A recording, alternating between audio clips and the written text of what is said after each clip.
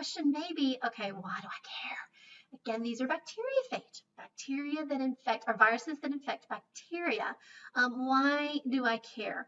Well, um, again, the more we know, the more we can protect ourselves.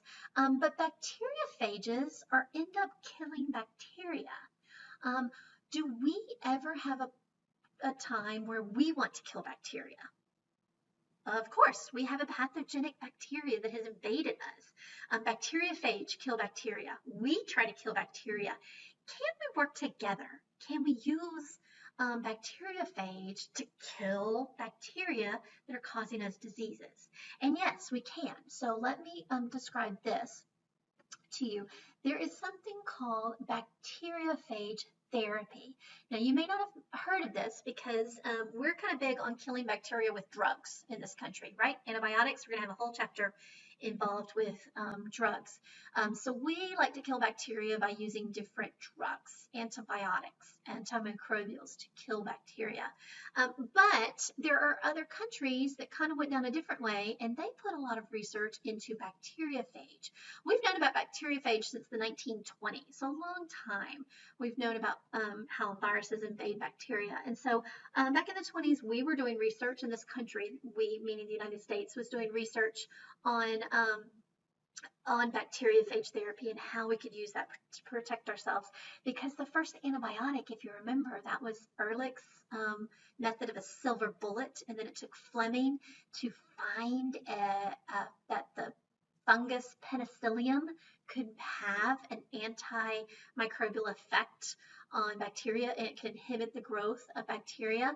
And then it took some biochemists to make that into a drug form. It wasn't until the 1940s and World War II that we had a defense against bacteria, a drug that would protect us against these bacterial infections that were killing everybody at the time period. So we used this during World War II.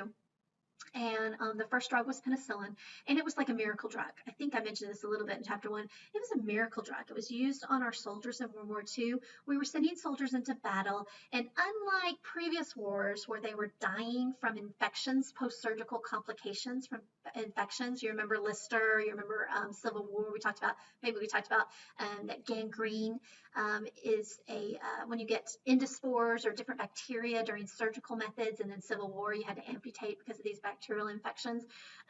So that was what was dealing with in the late 1800s. We learned, thanks to Lister and Semmelweis and Nightingale, how these aseptic techniques could be used to improve that. We started using chlorine and Lysol to sterilize, and other methods of sterilization. So we're protecting our soldiers that way, but they were still getting infections, bacterial infections from other ways. Sending them out to the Pacific, they were coming in contact with new microorganisms, a lot of sexually transmitted infections, and they couldn't fight. And we didn't have any ways to protect against that. And so penicillin was our first defense, and it became a miracle drug. You had a STD, you came in, you got some antibiotics, 10 days, you were back out fighting again. So this was huge. It was a big benefit. So after World War II, we started using this with our civilians. 1940s, 1950s. We started looking for other drugs. Once we found one, we were looking for others. Then we started modifying those drugs in the lab. So that started our whole kind of movement towards antibiotics. Okay, now, after World War II, what was going on in the world politically at that time period? So we finished World War II, but then that became the 1950s. We entered an era of the Cold War, where people were on one side, capitalism versus communism. We had the USA versus the Soviet Union at that time period. And there was a lot of, after the atomic bomb, there wasn't a lot of communication going on during that time period. So we entered this stage where communication between countries was stopped. And this also stopped the communication in the scientific communities between these countries. We were very afraid that other countries would use our research and data to create chemical warfare and bioterrorism, and whatever, that was true. So that's the stuff that was going on. So we continued in the USA to look at different drug therapies. Areas of the Soviet Union, USSR, started continuing their research with bacteriophage therapies. So using these viruses to kill bacteria, and they had a lot of success. So fast forward to today, and we're running out. Our drugs are becoming an issue where we have these superbugs. We have created these bacterium that are resistant to all the drugs we have. And as fast as we can make drugs, we have bacteria that are evolving and adapting and becoming resistant to those drugs. So this is a problem. And so back in the USSR, now it's not USSR anymore, but in the former Soviet country, there's a country called Georgia. They did a lot of research, and they're targeting Western countries and saying, hey, we've got other alternatives. If you have an infection and it's not being cured by drugs, we have some other alternatives, and it's this bacteriophage therapy. We've got a lot more communication now, and actually there's some conjunctions. We've had some bacteriophage, some viruses shipped from there to treat some of our patients that have these superbugs, these resistant bacteria that we just don't know how to cure. We've had some success for that.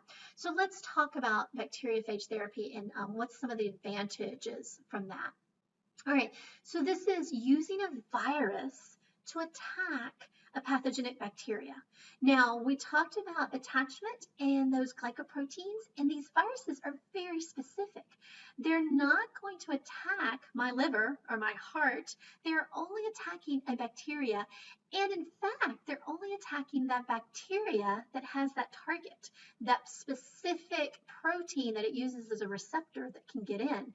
So unlike our broad spectrum antibiotics that wipe out all the bacteria, including good bacteria, these bacteriophages can be highly specific. So that's an advantage from that. They're cheap, so we're not producing drugs. This is a virus. All we have to do is maintain it in the laboratory. All we have to do for that is give it a host to maintain it in the laboratory. So they're cheap.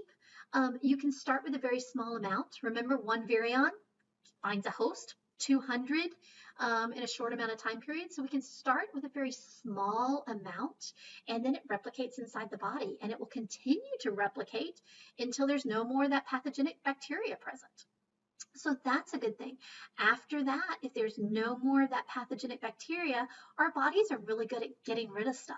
Our bodies will just naturally purge it, and get rid of that. So that's a good thing. It's not going to stay in our body and build up things.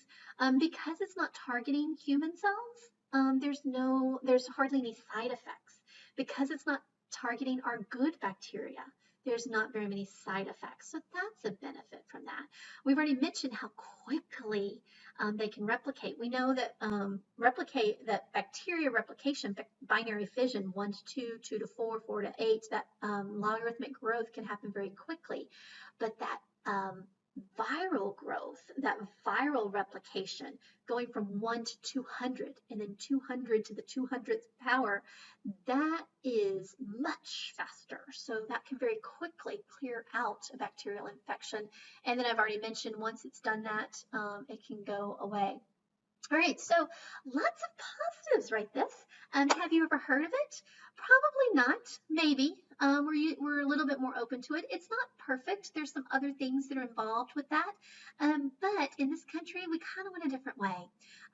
There's not a big push. If you talk about to people saying, oh, I'm going to give you this virus to attack your bacteria, people have got some issues with that. And again, we don't have as much research. It's been going on for a long time in other countries. They have decades worth of good research data on that, but it's just not been very popular in this country. Now, we are getting to the point where, and again, we put a lot of money and emphasis into the drug community, and so there's not a lot of push from the drug community to look at this either. But once we get these superbugs, we've got to have some other options. So it is coming up a little bit more. We are using this as an option. So that is a way that we can use bacteriophage to help us to fight these bacteria. All right, let me tell you